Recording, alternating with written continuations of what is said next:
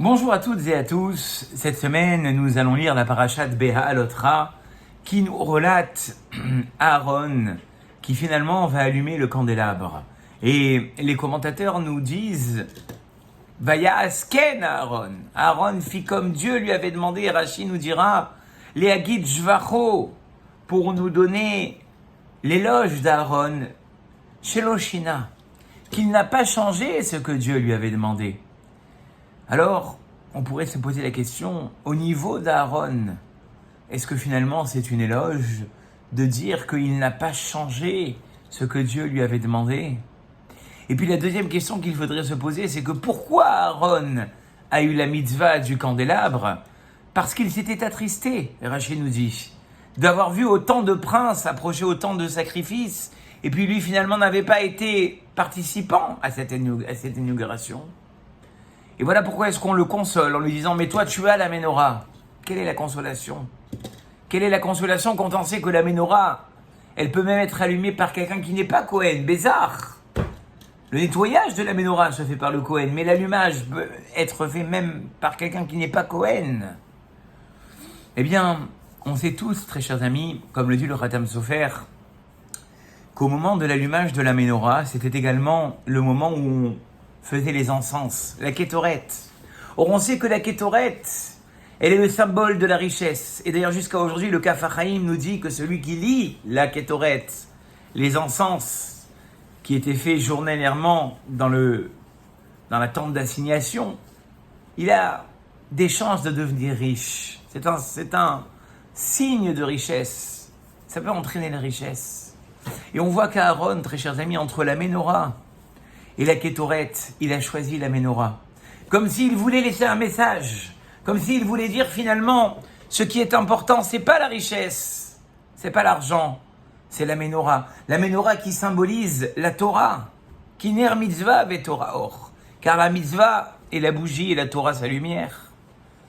Et pour développer cela, le Rav Lao nous ramène le cérémonial qui est fait par rapport au Pidyon Haben. Un couple qui, son premier enfant, né de façon naturelle à un garçon, se doit de faire le Pidyon Haben. Or, dans cette cérémonie du Pidyon Haben, le Kohen pose une question au père et lui dit « Veux-tu garder ton argent, les 5 slaïm, ou bien veux-tu le racheter et récupérer ton enfant ?» Quelle est la question? Qui est le père qui finalement préférerait garder l'argent plutôt que récupérer son enfant? Eh bien, le Rav Lao nous a dit que la profondeur de la question du Kohen, c'est que, comme on a dit ici, c'est le premier enfant. On a tout à laisser croire que c'est dans ce couple, c'est un jeune couple, et que le père serait tenté à dire « je vais bâtir une fortune, je vais créer de grosses sociétés, peut-être au détriment de sa famille, de ses enfants. Je veux avoir une situation. » Eh bien, c'est ce que demande le Kohen. Le Kohen dit au père, veux-tu l'argent ou préfères-tu ton fils? Est-ce qu'au détriment de ton fils, tu vas créer une fortune? Et le père se doit de répondre, Bivni ani chafetz. C'est mon fils que je veux. Eh bien, c'est ça le message de Aaron à Cohen. Et c'est pour ça qu'il a été louable. C'est qu'il a dit finalement, je ne veux pas la kétoret qui représente l'argent.